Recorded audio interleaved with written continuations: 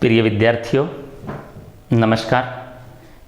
निःशुल्क परिचर्चा के अंतर्गत इस ऑनलाइन प्लेटफार्म पर एक बार फिर से आपका हार्दिक अभिनंदन व स्वागत करते हुए पॉलिटिकल साइंस की इस क्लास में आपसे एक बार पुनः मुखातिब होने का सौभाग्य मिला है। आज का हमारा टॉपिक रहेगा भारतीय संविधान के विकास के अंतर्गत चार्टर एक्ट थर्ड 1833। इससे पहले हमने चार्टर एक्ट फर्स्ट 1793 व चार्टर एक्ट सेकंड 1813 पढ़ा था। चार्टर एक्ट 1813 के समय भारत में ब्रिटिश ईस्ट इंडिया कंपनी के गवर्नर जनरल, जो कि बंगाल के गवर्नर जनरल कहलाते थे, वो थे लॉर्ड मिंटो फर्स्ट, जो 1909 के मार्लेमेंटो अधिनियम के समय लॉर्ड मिंटो द्वितीय होंगे। उनके दादाजी लॉर्ड मिंटो फर्स्ट 1813 के चार्टर एक्ट के समय बंगाल के गवर्नर जनरल थे। तो अब हम चर्चा करते हैं चार्टर एक्ट थर्ड 1833। बहुत महत्वपूर्ण क्लास है, अच्छे प्रश्न बनते हैं। सबसे पहला प्रश्न बनेगा, तत्कालीन समय में बंगाल में ब्रिटिश ईस्ट इंडिया कंपनी के गवर्नर जनरल कौन थे? तो Lord William Bentinck. Lord William Bentinck के बारे में आपने बहुत अच्छे से इतिहास की क्लासों में पढ़ा होगा, जो 1828 से 1835 के समय बंगाल के गवर्नर जनरल रहे थे, जिन्होंने सती प्रथा का उन्मूलन राजा राम मोहन राय के प्रयासों से एक्ट नंबर 17 के द्वारा किया था, वही लॉर्ड विलियम बेंटिक। सबसे पहला क्वेश्चन चार्टर एक्ट थर्ड 1833 के संदर्भ में महत्वपूर्ण बनता है कि बंगाल के गवर्नर जनरल को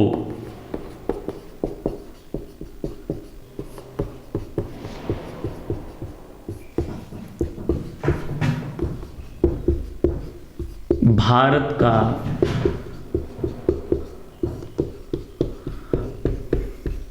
गवर्नर जनरल बनाया गया।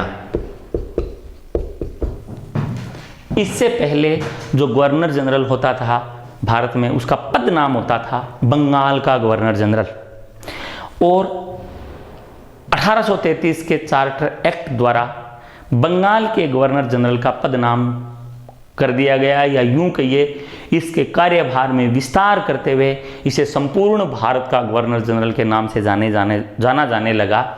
ऐसे में बहुत अधिक अच्छा, या यूं कहिए महत्वपूर्ण प्रश्न बनता है कि भारत की बंगाल में ब्रिटिश ईस्ट इंडिया कंपनी के अंतिम गवर्नर जनरल कौन थे? उत्तर आएगा लॉर्ड विलियम बेंटिक। यानी बंगाल में ब्रिटिश ईस्ट इंडिया कंपनी के अंतिम गवर्नर जनरल कौन थे? Lord William Bentinck. भारत के प्रथम गवर्नर जनरल कौन बने? वही लॉर्ड विलियम बेंटिक।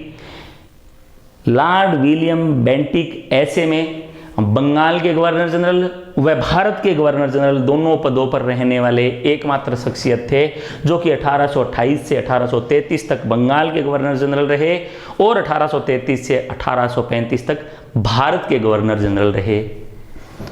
महत्वपूर्ण बात नंबर 2, जो व्यापारिक एकाधिकार था, ब्रिटिश ईस्ट इंडिया कंपनी का जो व्यापारिक एकाधिकार था, उसको मिनिमाइज करा गया था चार्टर एक्ट सेकंड 1813 के द्वारा, जिसमें उस समय यानी 1813 में चाय व चीन के साथ सभी प्रकार के व्यापारिक एकाधिकार को छोड़कर अन्य सभी व्यापारिक एकाधिकार जो है वो समाप्त करे गए थे। उस क्लास में हमने चर्चा भी करी गई थी कि शेष व्यापारिक एकाधिकार 1833 में समाप्त कर दिए जाएंगे। तो अब हम बात करते हैं कि 1833 के चार्टर एक्ट थर्ड में कंपनी के सभी प्रकार के व्यापारिक एकाधिकारों को समाप्त कर दिया गया। सभी व्यापारिक एकाधिकार, या दूसरे शब्दों में कहें तो चाय व चीन के साथ जो व्यापारिक एकाधिकार बचे हुए थे कंपनी के पास, वो भी इस समय भंग कर दिए गए। सभी प्रकार के व्यापारिक एकाधिकार समाप्त कर दिए गए। किस कानून के द्वारा? चार्टर एक्ट थर्ड 1833 33 के द्वारा। ऐसे में हम कह सकते हैं कि कंपनी केवल और केवल, या यूं कहिए ब्रिटिश ईस्ट इंडिया कंपनी केवल एक प्रशासनिक संस्था बनकर रह गई, क्योंकि व्यापारिक एकाधिकार समाप्त कर दिए गए। इसका मतलब यह नहीं है कि व्यापार नहीं कर सकती थी, कर सकती थी, लेकिन अन्य लोग भी व्यापार कर सकते थे, चुनौती मिलने लगी दूसरे शब्दों में गए। तो कंपनी केवल एक विशुद्ध प्रशासनिक संस्था या एक प्रशासनिक संस्था बनकर रह गई। कब से? 1833 के चार्ट एक्ट के द्वारा। नंबर 4, जैसा कि अपन ने पढ़ा था 1773 के रेगुलेटिंग एक्ट द्वारा ब्रिटिश ईस्ट इंडिया कंपनी के गवर्नर जनरल की कार्यकारी परिषद में 4 सदस्य करे गए। कालांतर में 1784 के पिट्स इंडिया एक्ट में सदस्यों की संख्या 4 से घटाकर वापस 3 कर दी गई। अब यहाँ 1833 के चार्टर एक्ट में, या चार्टर एक्ट 3 1833 में गवर्नर जनरल की कार्यकारी परिषद के सदस्यों की संख्या को बढ़ा दिया गया, या यूं कहिए संख्या 3 से 4 कर दी गई, अर्थात एक सदस्य वापिस बढ़ा दिया गया, लेकिन ध्यान रहे उसे मताधिकार नहीं दिया गया, यानी वह बैठक में किसी भी प्रकार के मत का उपयोग नहीं कर सकता था। साथ ही साथ एक व्यवस्था और जोड़ी गई, जो चौथा सदस्य होता था वह विधि सदस्य के रूप में जुड़ेगा, या यूं कहिए कानूनी सदस्य के रूप में जुड़ेगा। वह विधि का जानकार होना चाहिए और उसकी नियुक्ति गवर्नर जनरल करेगा, और ऐसे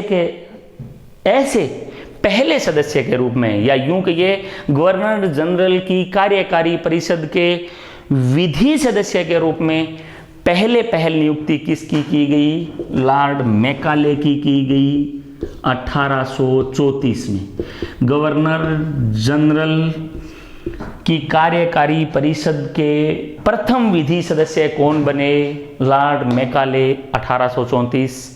भारत में प्रथम विधि आयोग का गठन 1835 में लॉर्ड मैकाले की अध्यक्षता में ही लॉर्ड विलियम बेंटिंग के समय करा गया। यह एक अलग बात है जो इतिहास के अंतर्गत आती है। लोक सेवाओं का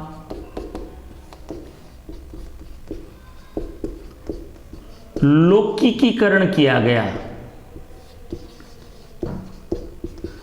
अर्थात भारत में जो सभी प्रकार की लोक सेवाएं जो थी, सरकारी नौकरियां जो थी, वो आम जन के लिए खोल दी गई। किसी भी प्रकार का जातिगत, धर्म, संप्रदाय या क्षेत्र का के आधार पर भेदभाव नहीं करा जाएगा, जिससे एक नौकरी पेशा मध्यम वर्ग तैयार हो सकेगा। लेकिन ध्यान रहे, कोर्ट ऑफ डायरेक्टर के विरोध के कारण यह प्रस्ताव पास नहीं हो सका था। कौन सा? लोक सेवाओं के लौकिकीकरण का। कंपनी के प्रशासनिक सिस्टम को ठीक मानते हुए कंपनी के चार्टर की अवधि फिर 20 साल तक बढ़ा दी गई। चार्टर एक्ट 3 1833 की अंतिम व महत्वपूर्ण बात, कंपनी द्वारा भारत में प्रतिवर्ष 10 लाख रुपए शिक्षा पर खर्च किए जाएंगे, या खर्च किए जाने की व्यवस्था की गई।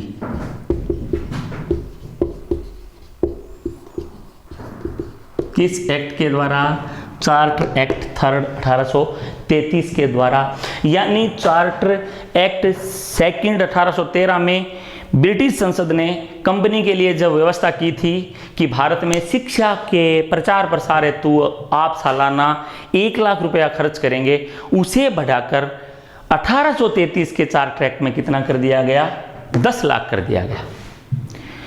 प्रिय विद्यार्थियों, मैं आपको यहाँ एक महत्वपूर्ण बात एज ए मोटिवेशनल बताना चाहूँगा। देखिए, हम बात कर रहे हैं कि 20 साल बाद 1 लाख से क्या हो गया? 10 लाख, अर्थात एक शून्य लग गया। मैं एक छोटी सी बात आपको बताऊंगा। हम शुरू करते हैं 1930 से। यद्यपि हम 1833 का चार्टर एक्ट पढ़ रहे हैं, लेकिन मैं बात करूंगा सन 1930 के आसपास की। किताबों में देखने पढ़ने को मिलता है, बड़े बुजुर्गों से सुना है कि 1930 के आसपास जो आदमी मासिक 1 रुपया कमाता था, एक शून्य कैसे लगता है उसके बारे में बात है कि 1930 के आसपास जो व्यक्ति मासिक 1 रुपया कमाता था, उसकी आजीविका या यूं कहिए उसका पारिवारिक सिस्टम बहुत अच्छे से चलता था, जीवन यापन ढंग से होता था। उसके बाद भारत की आज़ादी के समय का हम जिक्र करते हैं, लगभग 1950 में, यानी यूं कहिए 20 साल जोड़ते जाएंगे अपन, और इधर एक शून्य लगता जाएगा। 1950 के आसपास जो आदमी 10 रुपये मासिक कमाता था, उसका आराम से टाइम पास होता था, ऐसा बताते हैं बड़े बुजुर्ग आज़ादी के समय, मासिक 10 रुपया। फिर उसके बाद इंदिरा जी का समय आया, या यूं कहिए 20 साल बाद 1970, जैसे ही 20 साल जुड़ेंगे तो एक शून्य और लग जाएगा। 1970, 75, 80 के दशक में उस समय जो आदमी 100 रुपया मासिक कमाता था, तत्कालीन समय में जो सरकारी सेवा में नियुक्त होने वाले कार्मिक होते थे या बहुत अच्छा निजी व्यापार व्यवसाय करा करते थे, उनकी मासिक सैलरी लगभग 100 रुपये के आसपास होती थी। माफ़ी चाहूँगा, मैंने एक शून्य अनावश्यक लगा दिया। तो 1970 के आसपास 100 रुपये मासिक जो आदमी कमाता था, उसकी आजीविका अच्छे से चलती थी। अब फिर उसके बाद में एक 20 साल बाद की अवधि और आई, सन 1990, जब हम 7वीं 8वीं क्लास के विद्यार्थी हुआ करते थे। उन दिनों की बात है, हमारे गुरुजन वर्ग के लोग हमें बताया करते थे, हमारे गुरुजी बताया करते थे कि हमारी तनख्वाह 1000 रुपये है, 1200 रुपये, हमें अच्छे से याद है विद्यार्थी जीवन की वो बातें। तो एक शून्य और लगेगा 20 साल बाद, अर्थात 1000 रुपये मासिक जो आदमी कमाते थे, उनका काम बहुत अच्छे से चलता था। फिर उसके बाद वक्त आएगा 20 साल बाद, या दूसरे शब्दों में कहें तो 1990 में 20 साल बाद, अर्थात 2010, हमें अच्छे से याद है, आप में से भी बहुत सारों को याद होगा, तो एक शून्य और लग गया, यानी 2010 में जो आदमी 10,000 रुपये मासिक कमाता था, उसका काम बहुत अच्छे से चलता था। बाकी देखिए, जीने को सभी जीते हैं, बात एक जीवन स्तर की है। अब उसके बाद फिर 20 साल बाद, यानी 2030 में फिर एक शून्य और लगेगा, अर्थात यह जो चक्कर चल रहा है, व्यवस्था चल रही है, ऐसी चलती रही तो 1 लाख रुपया मासिक। बस विद्यार्थियों, आपको यह सोचना है कि आपके पास 2030 में मासिक 1 लाख रुपए आजीविका के लिए क्या विकल्प है। निराश मत होइएगा, अपनी तरफ से 100% दीजिएगा। अपना जीवन जो है उसे सुव्यवस्थित और स्तरीय जीने के लिए आप अपनी आजीविका अच्छे से कमा सकें, सरकारी सेवा में जा सकें। आप अध्ययन से जुड़े रहें, मेहनत करते रहें, ताकि 2030 में लगने वाले इस एक और शून्य को आप मात दे सकें। इसी आशा और विश्वास के साथ अगले वीडियो में फिर मिलेंगे। धन्यवाद।